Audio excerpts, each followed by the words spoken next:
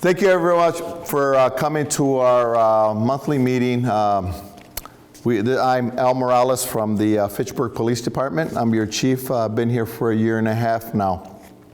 Before we get started on the purposes of these meetings, I want to make a few announcements. I always like to announce some of the people, elected officials that are here and our staff. So I'll start off by introducing our new mayor, Mayor Julia Ratafrata, who's present. Welcome aboard. We also have her replacement as Alder, Bill Jetzer. Yes. Okay. We have Police and Fire Commissioner Sean Baxter. He's present. And I want to introduce our staff. You are getting privy to seeing the command staff and executive staff at these meetings. You're going to see the reason why. Law enforcement, City of Fitchburg PD, struggles with staff. I'm not going to pull staff off the streets to do these meetings. However, these meetings are normally and will be run once we get to our staffing size by sergeant and police officers. We do have, and I'll start off with our police officer who's present here today, is Olivia Munson. Hello. We have two lieutenants that are on scene here. We have Andrew McCarthy. He's Lieutenant of Patrol, and Lieutenant of Support is Ned Hardwick. And the person who's pretty much quiet behind the scenes but helps me out immensely is Deputy Chief Matt Leahy. Did I miss anyone? Well, thank you for coming. What I have noticed is depending on the geographical area within the city of Fitchburg, we have had standing room only, and we had as little as one person. So it's me getting to know the community. What is the purpose of this meeting? The purpose of the meeting is to really understand what policing and community, the community-oriented side of policing is about. I like to solve problems together. And the way you solve problems together is having frequent meetings with police in the community. If you go down to what Sir Robert Peel wrote, I think is it over 100 years ago now, is the police is the community and the community is the police. And we can have all the data in the world, we can have all the statistics, we can have all the computerized intelligence, technology, but it still boils down to you knowing who your police are and the police knowing who the community are and discussing those. I love monthly community meetings. We like to have more so that each area that we can and have that interest that we can do it regularly and discuss those things. You often find out that many of these things can get solved without police or another service within the city. But together we can do it. And it's important for you to know who your officers are. It should be to the point, especially in the city of Fitchburg, where if you have a problem, you can call 911. You can call the 9 emergency number. But we should be at a point where you can say, hey, I'm going to call Officer Munson and see if this is even police worthy. We do have positions that are unfilled currently, but you will be seeing more once we get to staffing, where you'll see our neighborhood resource officers that would run these.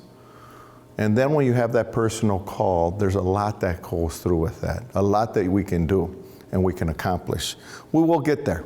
And I believe that the more we do this, the more you're going to get of interaction amongst us and know what each other's purpose is. I'm not here to present. I'm here to show you what our vision is with these meetings. I'm here to bring resources to you. We have, and I hope to continue to have elected officials come to our meetings because it's twofold. They need to know what your stressors are, what your concerns are, right? We're here to serve, and the elected officials are here to also serve. So it's both of our jobs to hear you and see how we can all together solve some of these problems. We're going to have a presentation. Who's going to do it today? It'll be a shared task. Okay, it'll be a shared task. Now remember, eventually, as we get moving, you will be seeing police officers and sergeants run these meetings. But right now, I'd rather have them out in the street, and it gives you an opportunity to see the executive and command staff out here, which is good. We're all committed to you, so I hope you enjoy the presentation, and we'll let both lieutenants get started. Thank you very much for being here.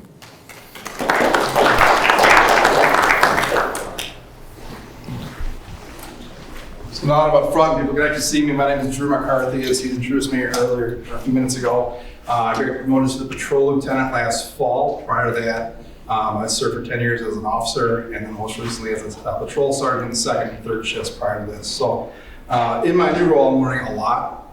In my capacity, it allowed me to work more closely with community members as they bring in their concerns. So the point of today's meeting is to be not only just informative, to explain as we go through each police district that we have set up, some of the things that we are encountering, some of the things that we're seeing, but also to be receptive from you all as the things that you are seeing and hearing. And as we go through some of the data points we have to show you, one thing that has been always important in law enforcement is the success of any police department relies on the relationship it has with its community.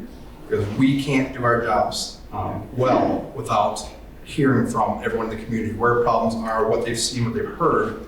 Because honestly, we're just people like everyone else. We just have the job to do. So it's even more important now, as we'll get into where we are with the current staffing today, to be more in touch and more engaged with everyone in our neighborhoods. So a brief overview of the city. It's 35.5 square miles. That 0.5 honestly just came to us in October when we took on the old town of Madison, the Southdale neighborhood off of Rimrock Road. But it's a fairly large area. If you put this square footage compared to Madison, it's almost the same. We're just one big box. We have a lot more of the rural countryside that they don't have, but geographically it's the same size that we respond to. One department, one shift at a time. 150 miles of roadway, 33,000 residents and growing. The trend is, what do we say the annual trend is every year? About 725. About 725 residents per year we are increasing in the city of Fitchburg. And 3 different school districts. We don't have our own, but we have to work with 3 different school districts and liaisons to each different district in order to work with all the kids and the parents and the staff that go there. So today you're here for the North District. This is where most of you most likely live, and it is our smallest geographical district. If we blew this whole thing out, you saw it a little bit ago, a 35 square mile box. We zoom into the North District, running along Fishhatchery Road, and then the neighborhoods along the golf course, Greenway Cross, Bow Street is the bulk of it. It's our smallest geographically, but it produces a very large portion of our calls for service simply because there's so many people condensed up here. It's also a Fishhatchery corridor. It's a major thoroughfare into the city. So it takes up a lot of our time. So what we want to do is we focus these districts into a manner that is more effective to have at least one officer being able to be responsive to all the people in those districts. So here's our current staffing structure. As of today, we're authorized 55 sworn personnel. That starts with the 4 command staff officers that are present here today and 9 sergeants. Currently, we're actually at 8. We had 1 leave the department recently, so that would be something that we're looking to promote in the next few months. 5 full-time detectives, and then 37 patrol officers. So this is what we are authorized, what we're allowed to have hired working here for you all. What we have as part of the 37 officers here, you're going to see there's a rotating detective, neighborhood officer, and actually a canine officer. All 3 of them, all part of the 37 officers authorized. They are typically not patrol responders. They are dedicated to the positions to serve those functions of the police department to engage with the community. The canine officer has lots of training events that they go to. It's a very specialized team. The rotating detective is assisting the 5 detectives to get us to 6 to handle the amount of caseloads. And Lieutenant Hartwick will go into detail with the complexity of the cases nowadays. And then the neighborhood resource officer, which currently got promoted to sergeant last year, so that is vacant as well. But when that is filled, his or her job is to meet with complexes such as the Fairways, the Pines, new fountains across the city to establish a relationship with our higher populated areas to spread the message and get information from everybody. And then of course, the 10 professional non-sworn staff. So our community service officers, our records personnel who type all of our reports, handle records requests, and our dispatchers, in addition to 5 part-time employees, which includes 50% part-time social worker who also works part-time, the other 50% in the senior center. Now, if you look at any one given shift though, all those numbers aside, this is what's covering the streets. 1 to 2 sergeants, 4 to 6 officers, and 1 dispatcher. And that is a typical fully staffed day. What I can tell you is many days with being short-staffed, vacations, injuries, all sorts of things, these numbers will fluctuate to the smaller end of the spectrum, where you have really just 1 sergeant, 4 officers, and the dispatcher covering, again, 35.5 square miles, providing coverage to 33,000 residents. So we'd like to operate at the higher end, of course. But here's that patrol staff at a glance. So this is all of our 37 sworn authorized personnel for patrol, people that respond to the calls, police cars initially. We've got the canine and rotating detective here that are in our specialized units. It's pretty important. They've been very successful in what they do so far for us. 3 of these officers are in field training. Means if you ever see a car and 2 officers get out, one of them is typically newer and learning the job along with a more experienced officer. But they will be in field training until they prove that they can know our policies and procedures, how to respond to calls effectively, and be trusted to be able to provide that service to Fitchburg. Until that time, though, they stay with that officer, which leaves us with 11 vacant positions. So between the green and the red, the green is our patrol strength on the street today, pushing a police car. And the red is what we're looking to fill. So 11 to 37, that's not quite a third of what we're down, but we're down quite a few bodies. To put that in perspective for a typical typical day. So we have the second shift deployment here with our minimum staffing of 1 sergeant and 4 patrol officers, 1 in each district. We'll take an example Friday at 5:15 in the afternoon, right as rush hour is hitting, and then at 5:20 we get our first disturbance of the day. We're going to Southdale neighborhood. 2 people could be fighting, arguing, building up to something. So we're going to send 2 officers and a patrol sergeant to deal with that situation. Now, as that call is going on, 10 minutes later, we got a crash on one quarter of the city, M&M. If we can get away with 1 officer for that call, so be it. Let's put someone down there. As they're dealing with that crash and the initial response to the disturbance, it escalates from where they initially got, and they request backup, and so now our 4th and last remaining squad has to come up and help with the disturbance. As you can see, we have 2 calls on the screen, and the entire city is kind of open, waiting for us to be able to break or get additional resources in. This is not a far-fetched scenario. This happens quite a bit. It's really easy to get pulled into one side of the city and the other half to be left quite open. What we're stuck with now in this situation, if a third critical event happens, something that needs police in an emergency fashion, it's going to be up to these officers to decide, do we have enough here to break, or do we still all need to be here to maintain safety for everyone involved? At which point we then need to use what's called mutual aid. Mutual aid is when we request the City of Madison, Dane County Sheriff, Verona, any agency that's close to the City of Fitchburg event to come and help us with that call until we are able to break and handle it for them, or they may take it the entire call for us. So it's possible you have an event and not even the City of Fitchburg officer is able to respond to you, and that's just the reality of the staffing today. So we have some data points here to show you across the city as a whole, and then tailored to the North District, how that they compare to each other. I think Lieutenant Hartwick will be able to present that a little better for you. I think you do a just fine job, Drew, but we'll switch. I want to see how you do it. Well, part of me gets a tan on this side here, and hopefully you can see all the data I'm about to present to you.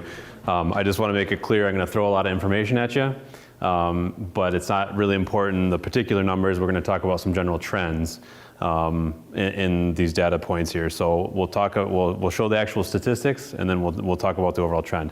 As the chief introduced me, my name is Ned Hartwick. I'm a lieutenant, and I cover everything that really doesn't wear a uniform in our department. So that includes our dispatchers, our community service officers, who you may see out in a vehicle that just says City of Fitchburg. They're out dealing with parking issues, animal complaints, anything that doesn't involve a sworn officer.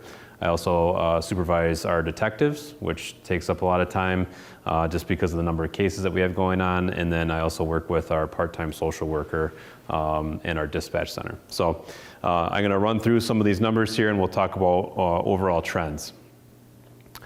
So police work is challenging to measure what we do, and the easiest way to measure what we do is what we're called to. However, we realize that there's a lot of activity that goes on in the city that we're not necessarily called to, but this is our best way to kind of gauge the actual activity that's going on.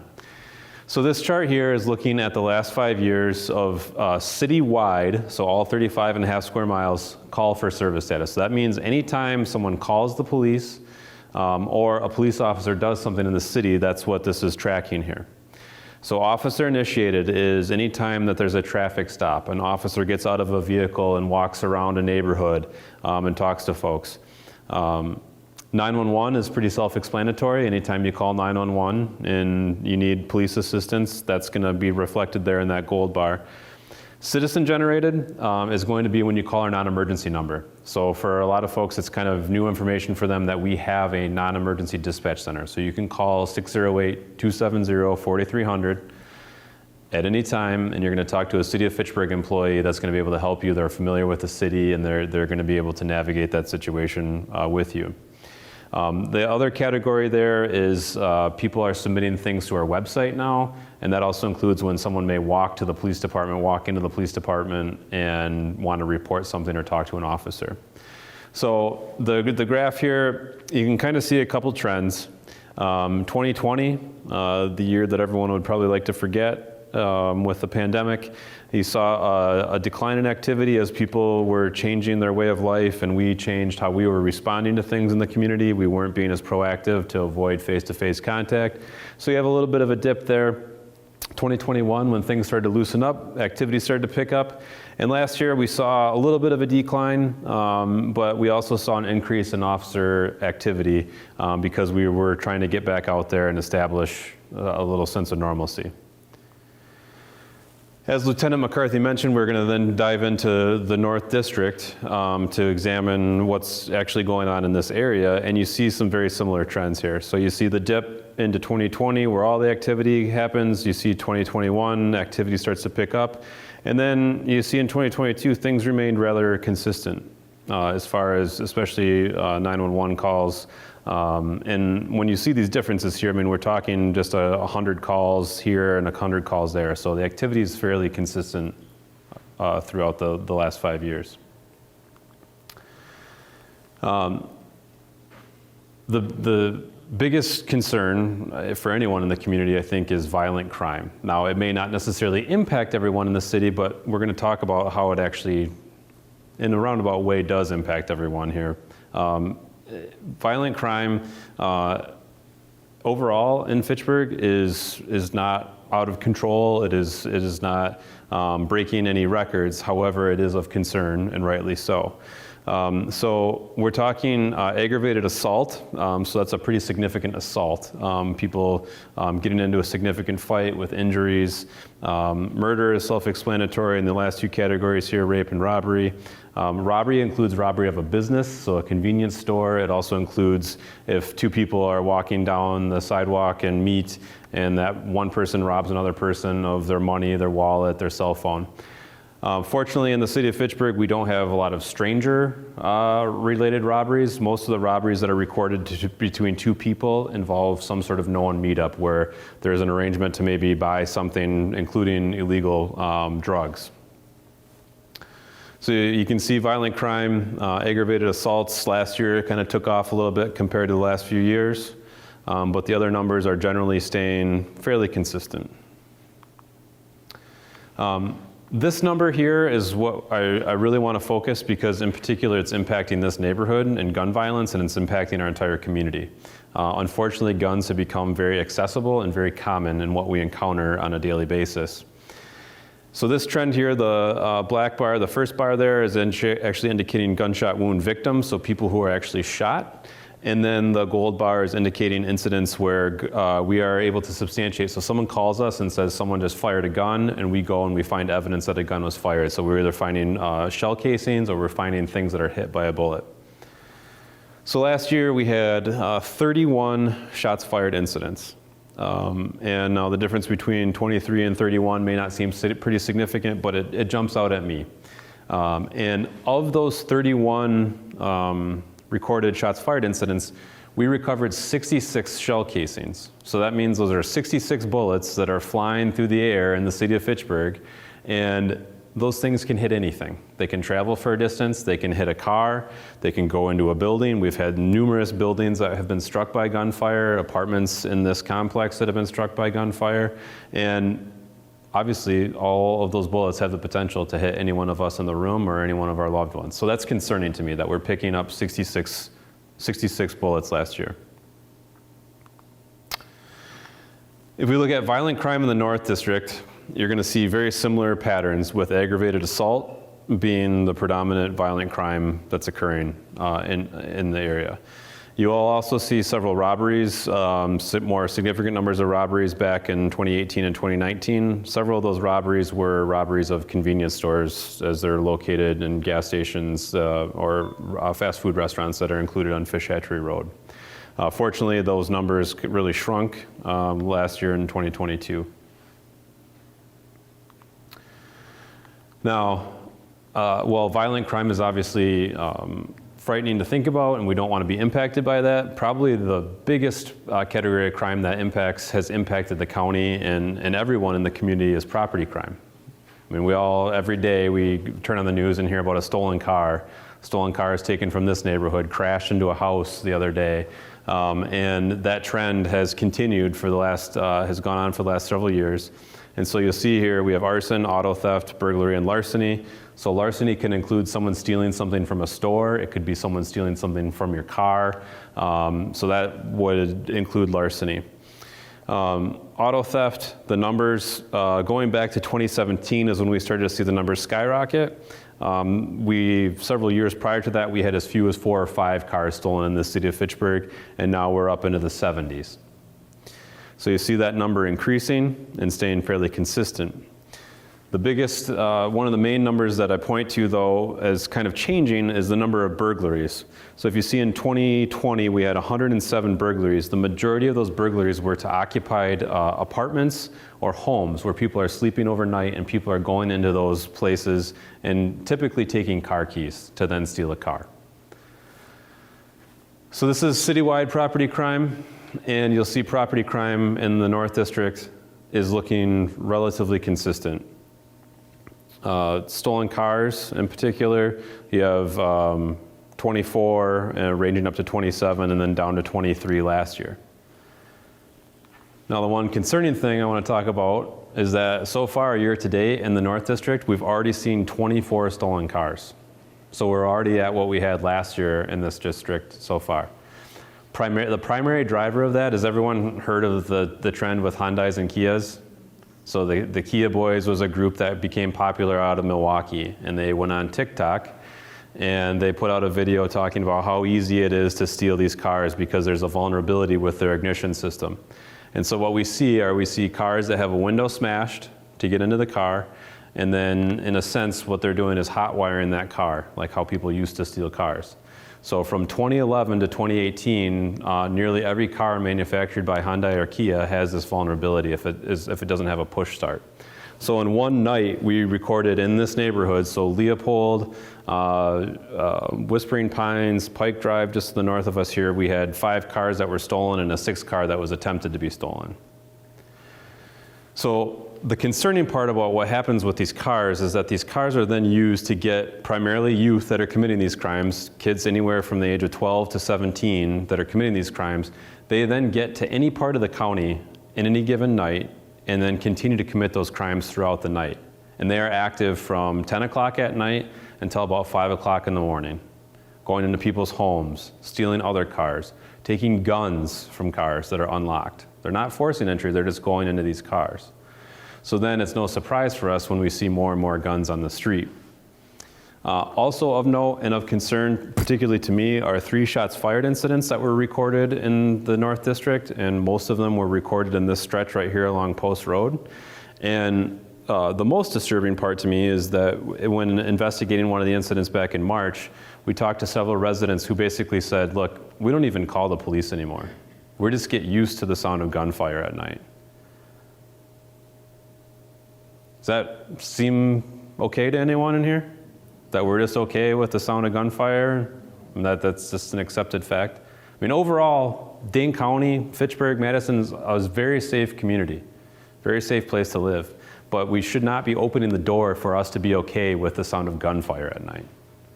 And that's coming from more than one person. I mean, these are multiple people that we're hearing that from. So I mean, again, I just want that to sink in, that we have folks that we're talking to, and we've talked to them multiple times. We recognize them as witnesses to gunshots and violent crime. So that's, just so we're on the same page, that's not okay in our community, right? I want to real quickly elaborate on that stats. I mean, it's important to me too, because we're really trying to reduce and eliminate. You look at year-to-date, 3 shots fired, we had 3 incidents. If you look at last year, the number of shots fired we had, at least 12 were in the North District alone. So we're mathematically around the same trend, which is 1 a month. So if you want to put it in terms of how often it's happening, monthly. Every month, unfortunately, the North neighborhood is experiencing a shots fired event where we're finding casings and bullets that are going where they're not supposed to go. And so one of the questions then, especially when I come up here and say that I supervise the detectives, is what are we doing about that? Well, I can tell you that on February 19th, we got we had a situation that was reported to us the day after. We found out after some people had collected shell casings. And we found out through talking to people in the neighborhood, just on the street here on Traceway, that there were, in total, we determined that there were 28 rounds that were fired between 2 people. Okay, so I talked about 66 rounds being fired last year in total, and in one night, in one instance, we have 28 rounds fired between 2 groups of people. I have a question. Are those people local from the neighborhood, or they're people that come from other areas? They're connected. They're connected here. And so within a matter of days, we were able to identify at least one of the persons involved in that incident, and come to find out that that person is a felon. They're prohibited from possessing a firearm. But unfortunately, firearms and guns are so easy to find that he was able to shoot a gun that night, which we recovered, and then when we arrested him, he was in possession of another firearm, which was stolen. Yes, sir. So I take it you were able to look at the shell casings, striations, whatever, and determine they came from the same gun, but you never recovered that gun, right? Still working on that. So I share that just to kind of demonstrate the complexities of guns, the availability of guns, and investigating these crimes. And especially when we talked to people the next day, and that's when we heard the response from multiple people. I didn't call because I didn't think anything was going to get done. Another gentleman we encountered, we received several calls from residents, so this is actually an incident where residents were calling us saying that there was a gentleman that was literally walking out of a building and just firing rounds into the air on a repeat basis. But then the neighbors gave up because we weren't ever able to identify that person. Fortunately, eventually, through the use of some technology, we were able to identify him, and he had fired some rounds off during a domestic violence incident, and we were able to take him into custody. Again, another felon, another person should be prevented from acquiring a firearm. So when we get these cases reported to us, we investigate them until we can't investigate them any further. But as Lieutenant McCarthy and Chief Morales have mentioned, we can't work on these cases. We can't identify people. We can't arrest people. We can't send them to the court system unless people are calling us and sharing information. And I know for a lot of folks that might be an intimidating thing to think about. You have to remain living in this neighborhood. I get to go home to a different neighborhood. But the people that call us have to stay and live in that same neighborhood. Maybe it might be your next door neighbor that's shooting a gun. So that's an intimidating thing to think about, right? So that's the challenge that we are up against every day, and that frankly the residents of this district are up against every day in the entire area, that they have to worry about hearing gunshots at night, and then asked if they know who did it, who's responsible. Am I gonna share that information, or am I gonna go the safe route? And I would like to encourage folks to think that the safer route is sharing that information with us so that we can hopefully get those people off the street and make the best case possible to hold them accountable. We partner with the Madison Police Department, the FBI, the ATF, any number of agencies in the area. In fact, I just had a meeting today to meet with a bunch of stakeholders to look at how we can prevent this type of violence from occurring and hold people that are committing these types of violent acts accountable appropriately. It's just not okay. There's no, reviews on guns aside, there's just nothing that's okay about rounds being fired. We had an incident 2 years ago where a round was fired just down the street and traveled over Leopold Elementary School and lodged in the nightstand of a person that was sleeping on Traceway Drive, inches away from his head. Yes, ma'am. Is there a program set up where, like, you can know how to get guns off the street, have people turn them in? Because I had a little cousin accidentally kill his brother back in the 70s. They were 2 and 4. Mm-hmm. And at that time I said, whenever I have children, there are no guns. Only gun that was allowed in my house was a water gun. So I'm just wondering if there's some way we could get a program set up like that to try to get as many guns off the street, because I hate when you turn on the news, here's a kid gotten killed, here's a child that killed themselves or their little brother or hit their sister because they found a gun that the parents didn't have locked up, like they were supposed to. Yep, absolutely. It's a very good question. The Sheriff's Office in the City of Madison, along with Public Health and a couple other stakeholders, did have a gun buyback program. Was it last summer? I want to say the end of last summer, and I know that's something that they're looking at bringing back. But that to get people there, purchasing gift cards to entice people to turn in those guns. If folks have a gun that they want to get rid of, we're happy to take that and destroy that gun. And likewise, too, the other question that often comes up is, can I make a report about someone having a gun anonymously? Do I have to call the police and share that information? And there's an organization in Madison called Madison Area Crime Stoppers. You can call 266-6014 or go on the website p3tips.com, and you can put in the information, and that will go. They have people that answer that phone and get those emails, and if it's in the city of Fitchburg, we'll get that information right away, and then we're able to work and act on that. But again, everyone that lives in our community is our eyes and ears. They are basically deputized in a sense. They're not formally deputized, but we rely on our partners, our neighbors, to let us know what's going on. And so I can imagine that living in an area where you hear gunshots every night is very frustrating, but that's where we need the partnership to say this is not okay. Thank you for the question. So another concern in talking about data and especially being just down the street from a school and a busy road here is we often get a lot of concerns about traffic. And traffic issues, cars that are going too fast. And so this map right here is looking at our traffic crashes over the last several years, and you can see that we have traffic crashes everywhere, right? There's no area that's free of traffic crashes, and so sometimes people will say we want to see more police officers enforcing traffic laws in this area or this area. Well, it's challenging because we have traffic crashes everywhere, and really the goal of traffic enforcement is to reduce traffic crashes and make our roads safer. It's not to get people in trouble, but it's to get people to change their behavior. But I will point out here that you see up in the North District, we have a ton of traffic crashes. It's really hard to see on this small chart and all those dots, but those are all dots piled on top of each other. And the reason why we see a lot of traffic crashes up here are because of the number of stoplights and traffic signals that are up here. So Fish Hatchery Road, as we all know, gets super busy, and people are trying to get back and forth and slam on your brakes. The other thing is Post Road. It's a 30-mile-an-hour road, but I think we routinely see people going pretty fast. We have had some very close calls, and we've had children hit, bicyclists. And the unique part about Post Road is that on this side of Post Road is the city of Fitchburg. On the other side of Post Road is the city of Madison. So it's a very unique challenge to work with the Madison Police Department. They're great partners, but to to work on traffic safety in this area. So one of the things that we do as a city is we try to collect data. We try to find out how fast cars are actually going, and then work with our public works department to maybe make some engineering changes. If you've been in the area for any period of time, you know that they added traffic islands in between this side of the street and the north side of the street, so that children crossing from here to go to Leopold Elementary have a little place to stop.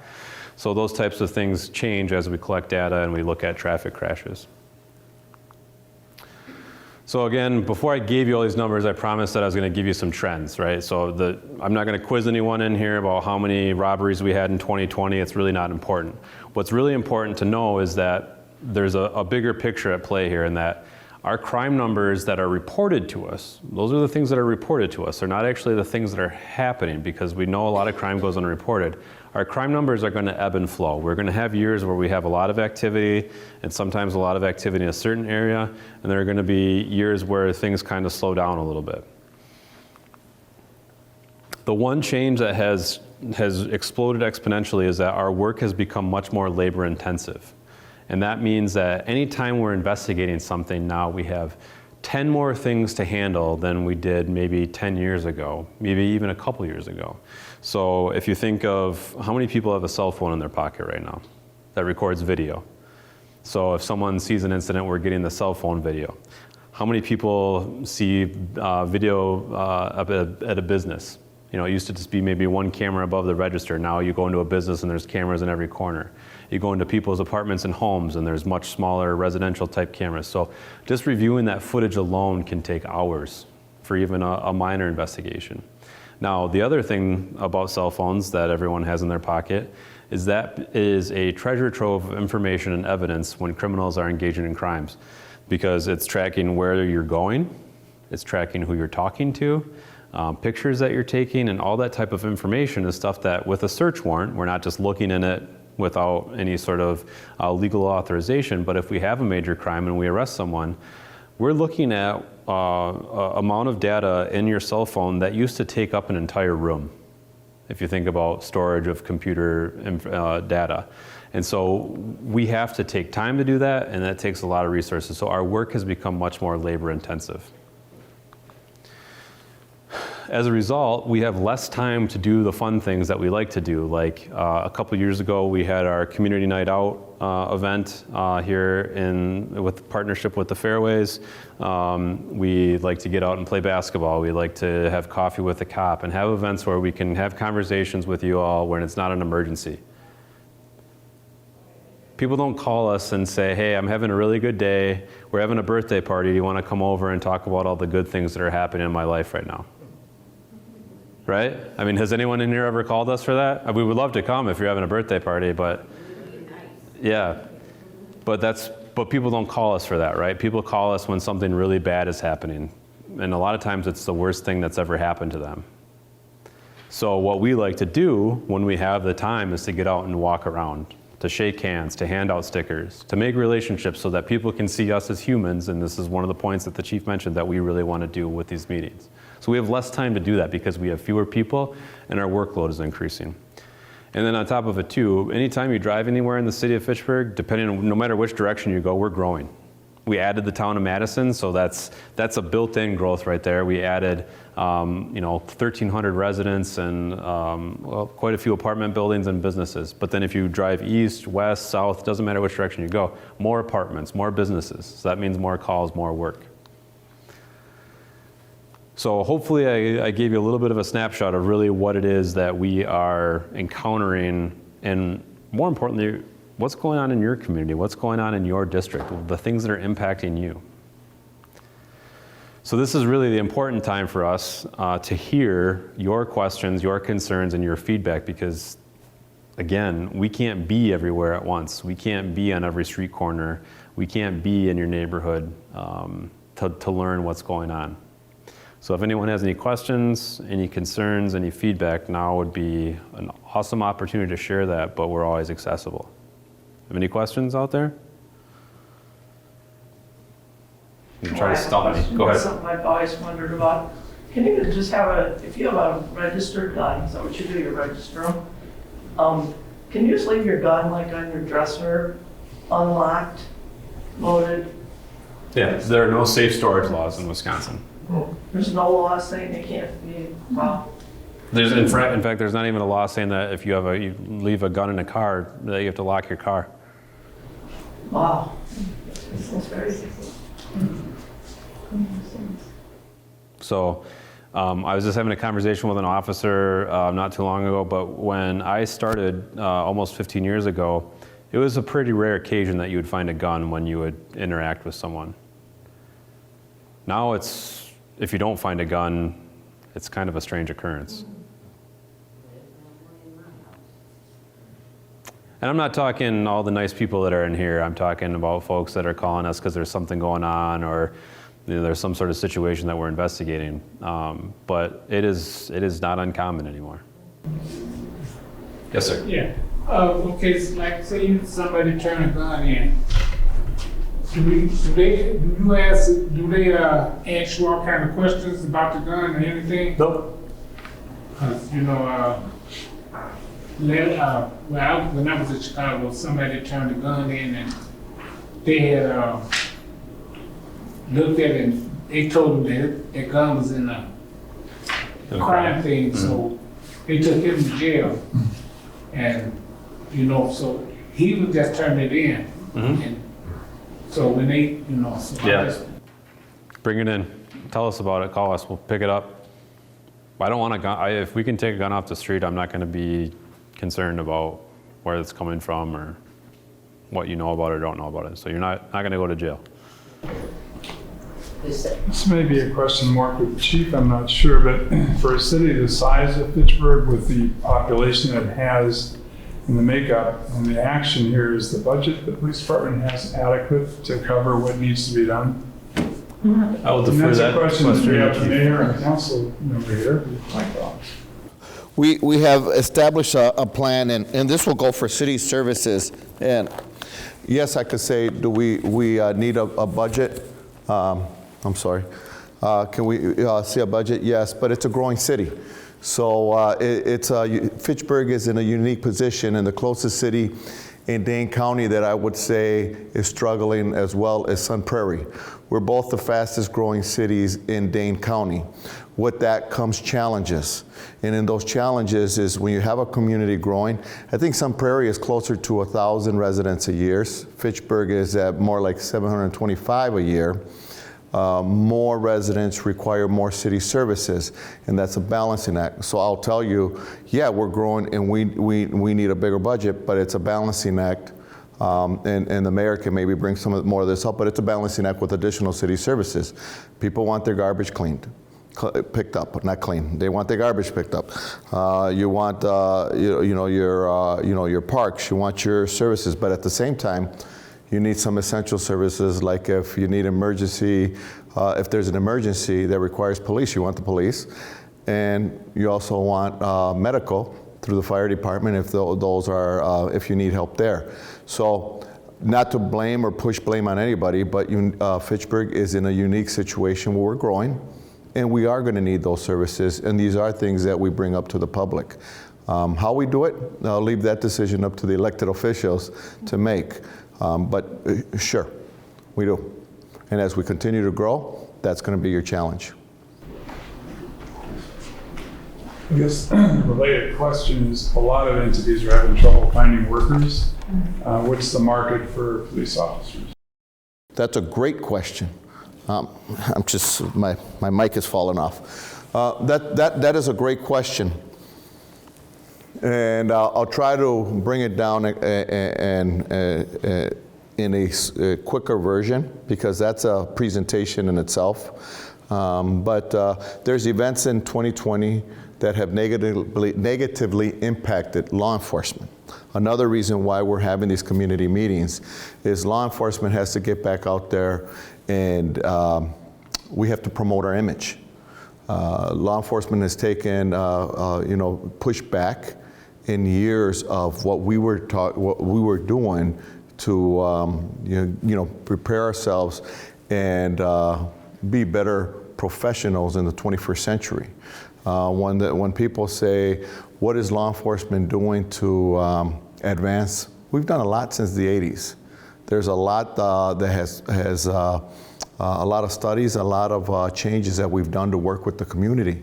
However, when you have a negative image and you top that with a difficulty in hiring in any profession, law enforcement has taken a huge beating in there, where a lot of experience has left the profession. So what you leave behind is young experience and lack of a base of applicants. So, several cities within the state of Wisconsin, several cities within our nation are struggling and are looking at hiring the same person. So there isn't that large number. I was told if you go back a decade or less than a decade in Fitchburg, you'd have 300 applicants for one position.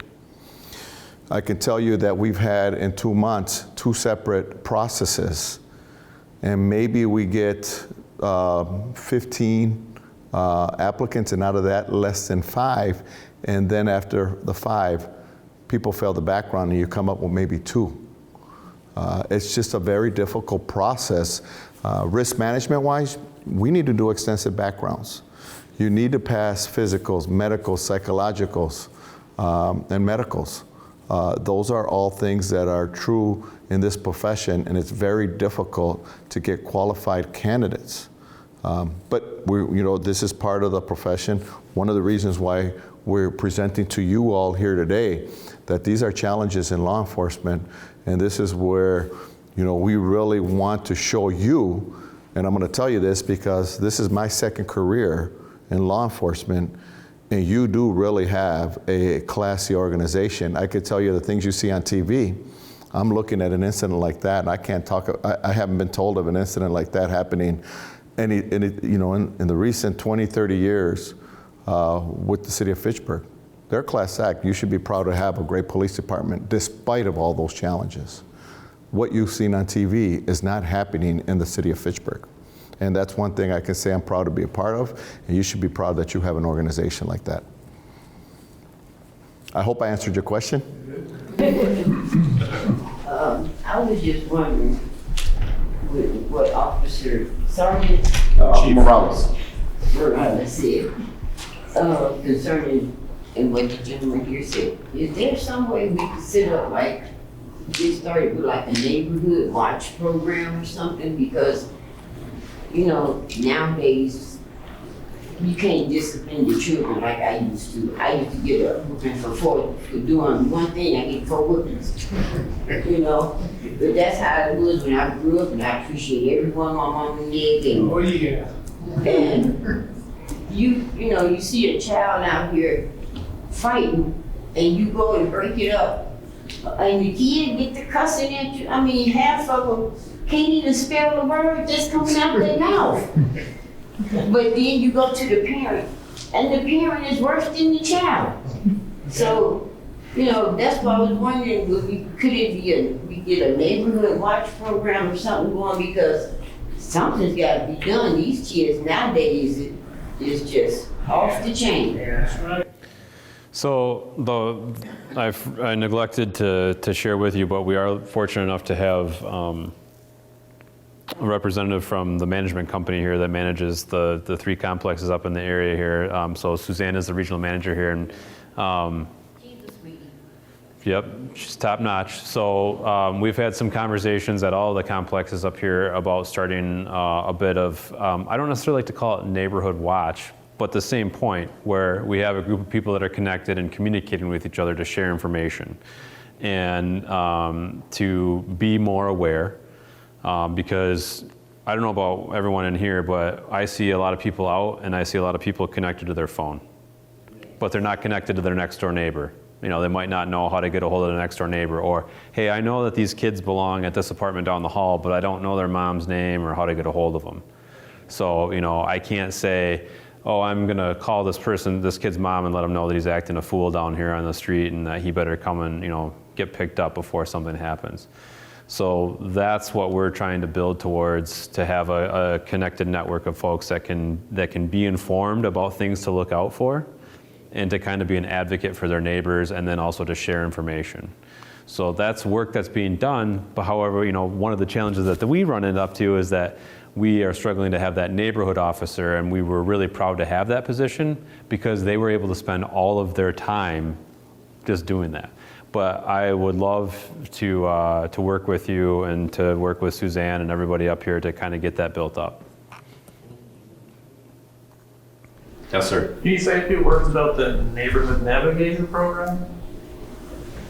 I can. I mean, is that appropriate here? Yeah, Do we yeah, have so- one in this area? Yep, yeah, it would be. They, again, are also limited, but the city of Fitchburg does have a program called the Healthy Neighborhoods Initiative.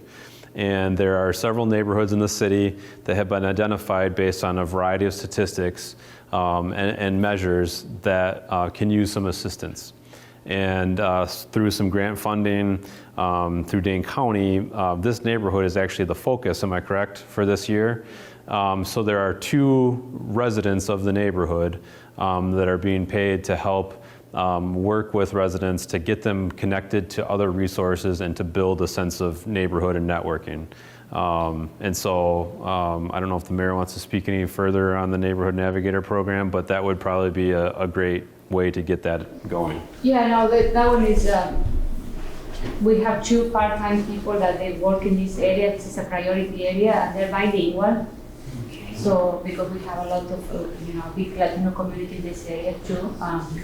The other thing I want to mention that the city is going to invest in this community, in this part of, is we are building a nice park. We call it Hub on Tracy Way on the north part. That park is going to have a big shelter. It's going to have a bike track. It's going to have a basketball court.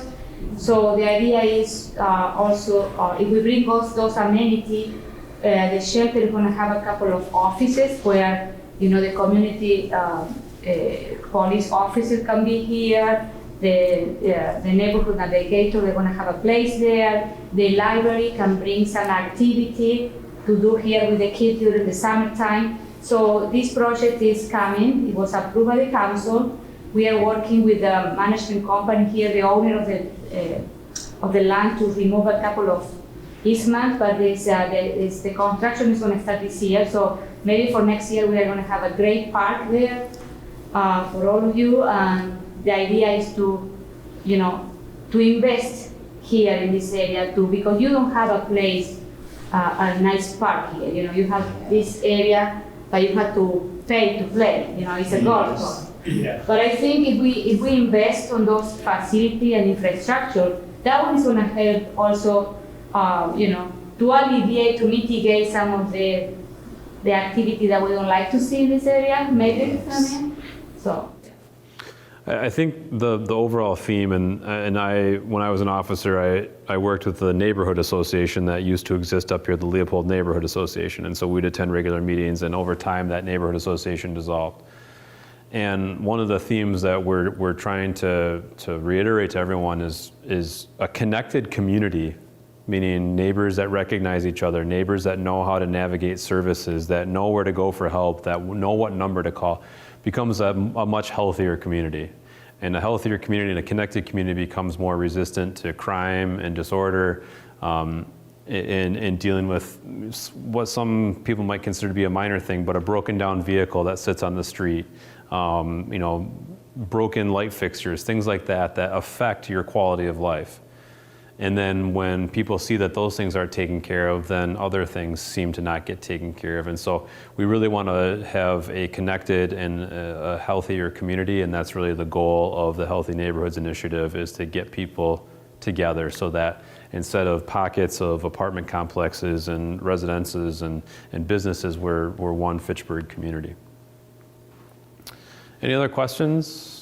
We've covered a lot of information here. I just wanted to share just a few reminders and tips here on crime prevention, because I wouldn't be doing my job if I didn't share some crime prevention tips. Any other thoughts, questions, concerns?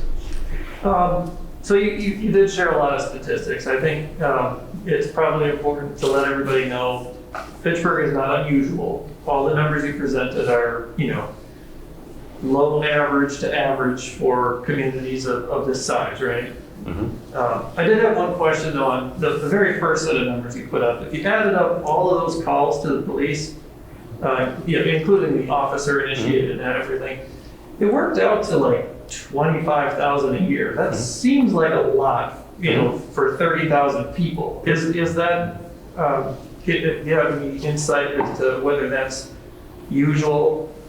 I would say that we are a busier community than most our size. I can also tell you that for several years, how many years was that? 4 or 5 years? 4 or 5 years in a row. We qualified for additional funding through the state based on our violent crime rate. So our numbers across the board, again, to your base point there, overall, this is a safe community. We can go out and not have to worry about a lot of these things that we're talking about happening to us in a random nature. But there are concerning trends out there to the point that we have been awarded additional funding through the state as a result of our violent crime rate. So something to keep in mind and kind of put that in context as to where, you hear on the news, violent crime's dropping, this statistic's dropping, people are sounding the alarm, but really the statistics show that crime is dropping. Well, it may be in some areas, but it's also rising in other areas. And really, I guess to me, a good barometer of what's going on in the community is when we talk to people after a shots fired incident and they say, I stopped calling the police because I'm used to the sound of gunfire. So, that's the one thing that we have to keep in mind as far as statistics. They're only as good as what's really reported to us. But to, again, get back to your original point, overall, we shouldn't be afraid to be out. I just want to reiterate that piece. That should be concerning. If people stop calling, that's a concern because now we're accepting, we're accepting the negative. And I don't think Fitchburg should be in an accepting level where we say this is acceptable. That behavior is unacceptable here. And we have to focus on that. And I will tell you, although the numbers, even where I came from, these are small, they're greater than amongst the mid-sized cities in Wisconsin. Fitchburg has some higher numbers. Middleton doesn't experience these problems. If there was a comparable in Dane County, the only comparable, and you'll hear me say this over and over, is Sun Prairie. But in Dane County, the two cities outside of Madison, exclude Madison, is Fitchburg and Sun Prairie that do have challenges with this. Still safe communities though. Yeah, so you said a lot of the shootings, people in the neighborhood, are they people in apartments, or are there any trends there? Have you been able to work kind of on community development for that kind of thing? I'm just curious to hear more about that piece of it. So as far as who's shooting at each other? Yeah, so what's going on? So it's not necessarily, so a lot of times when you talk about violent crime, you talk about place crime and people crime. And sometimes people will say, well, this neighborhood isn't safe neighborhood. This is where the crime happens. The trend in Dane County is that most of the violent crime is people related. So that means you have people that cross paths with one another. And that's why you hear a lot about shootings at a gas station. Everyone needs to get gas, right? You hear about shootings that may happen outside of a bar or where people are going out for entertainment. And really what happens when you have shootings in a neighborhood is that means that those people live in the same neighborhood. That's where they're encountering each other. But again, with Fish Hatchery Road right here and a corridor for a lot of gas stations, fast food restaurants, it's no surprise that that's where we're seeing some of that type of activity. Does that answer your question? Yeah. Okay. Is there anything else I can? Well, I guess if it's people in apartments, there could be works. I don't know, there's often people in one complex and one other. No, there's not any real trend. And as I mentioned before too, the trend kind of ebbs and flows sometimes depending on maybe a couple of people that are living in one side of the area might drive some more calls for service and then they move out of the area and things kind of fluctuate. Yes, ma'am. Going back to the map where you were talking about the traffic accidents and stuff, is a lot of that because of road rage or just because people don't be paying attention when they're driving? Because I've seen on the belt line, since they put the fast lane, the flex lanes, you go down and the reason traffic's backed up, there's so much space between one car and the next car behind it, you could put 2 semis in there. Mm-hmm. So, what do we do about road rage problems? if you had an answer to that, if anyone has an answer to that, we'd have a lot of money. I mean, people, I think the pandemic, we saw a lot of change in driving behavior and just general behavior all around. But we have continued to see worsening behavior driving across the board. A lot of it does build into the concept of distracted driving. People think that the best time to use your phone is when you're behind the wheel of your car, like you want to multitask. And so you see people on their phone, you see people doing all sorts of crazy stuff. And then what happens is people aren't leaving time to get from point A to point B. They're in a hurry. They're not properly planning, and then that aggravates people. And also, too, if you think about the general stress that we're all under, and some people may be under more stress than others throughout the pandemic into the time that we're in, sometimes what it ends up being is a very small thing, then ends up setting them off, and it's a bad situation for everybody. Other questions? So I just want to go back here. If you take nothing away from my presentation, or our presentation in general here, is that we do have a non-emergency dispatch number. So sometimes people have concern about calling 911. So if you program that number into your phone, I guarantee you that you're that much more likely to call us if there's something that's going on that you want an officer to come. And it doesn't mean that we have to come lights and siren. And it doesn't mean that we're going to come right away necessarily, depending on what the problem is. But it means that we're at least aware and that we can try to help out the situation a little bit. So I have a question, because I have called that number, and sometimes they ask you a lot of questions. You need to provide your personal information. Is that the common practice? So the common practice in a perfect situation, when you call, whether you call 911 or you call our non-emergency number, is we're going to verify where that incident's happening, what's happening, but then just as importantly, in a lot of instances, we want to identify who you are and what your phone number is, so that if we can't find that situation or something changes, and we also kind of expect that an officer, if you call us, we also expect that an officer at some point is going to call you back to kind of let you know what's going on. However, if you want to call us and remain anonymous, you can do that too. You don't have to leave all of your information. But sometimes someone will call and say, hey, there's a gray car that's down the street that's causing problems, and you might give a location, and an officer drives there and can't find it. It'd be really handy sometimes that the officer's then able to call you back and say, hey, can you be a little bit more specific? And then maybe you got confused or you weren't sure on the address. So that's why we asked for that information. Good question. Any other questions? All right. Well, I think we're, yeah. Something that I think I already know the answer. I see a guy driving his car over by the school, and he stops and starts talking to a little girl. The girl says she doesn't know him. I should have called. The question that always comes up is, when should I call the police? If you're asking yourself in that question in your head, call the police. You wouldn't call 911, like you'd call this number. Yeah, you can call this number. I mean, really, when in doubt, you can call 911, and they're going to triage that. And 911 is, really for your true emergencies. But we'd rather have you call that number than. Yeah. Yep. I just walked the girl home, so. Well, thank you for doing something. A lot of folks now would just drive by or not pay any attention. Yeah. We got the bike path down past the school, and I noticed in some places, like on Whitney, where they have the yellow lights, where they can.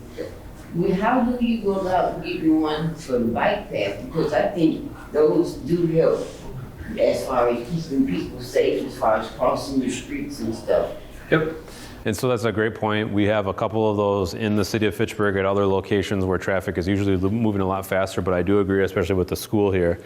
And I know that in working with the City of Madison Traffic Engineering, that is something that they're actually looking at doing for both of those crossings right there. But that goes back to the challenge that we have, because the one half is the City of Madison, the other half is the City of Fitchburg. And then just beyond Leopold Way there, it all turns into the City of Madison. So, but it is something that we talk about, and I can bring that back up to the Traffic Engineering Department to see where they stand with that. Because I think it just helps the kids be a lot safer, because I'm gonna be honest with you. Some of these people come down Post Road and Traceway. You think they was on the Indianapolis 500? Oh, yeah. They be flying. Yep. And it's just, nobody wants to get hurt. When you get afraid that the way as fast as some of them coming down the street, you're afraid to even cross the street because you don't know how fast they coming. But seriously, they think they driving on the Indianapolis 500. I They be agree. flying. Yep, agreed. You might And- go put wings on the top. Well, yeah, I mean, maybe flying cars will clean that up for us. I mean, where do you need a cop? Where's the cops when you need them? Absolutely, right? Until they pull you over, and then, Any other questions? Closing thoughts? All right. Well, we sincerely appreciate your attendance. This is critical for us to get our message out and to hear from you. Great questions tonight. We really appreciate it. Hope to see more of you in the future. We're planning to get some events, working with management up here to get some events scheduled for the neighborhood and be out and be a little bit more visible as it hopefully warms up or doesn't have severe weather. So again, thank you very much for coming. We are going to have one of these every month. It will rotate around our 4 districts, so we'll be back in this area in a couple months. Next month, we are going to be in the East District, so we're going to be in the town of Madison, the former town of Madison area. All right. Thank you. Have a good night.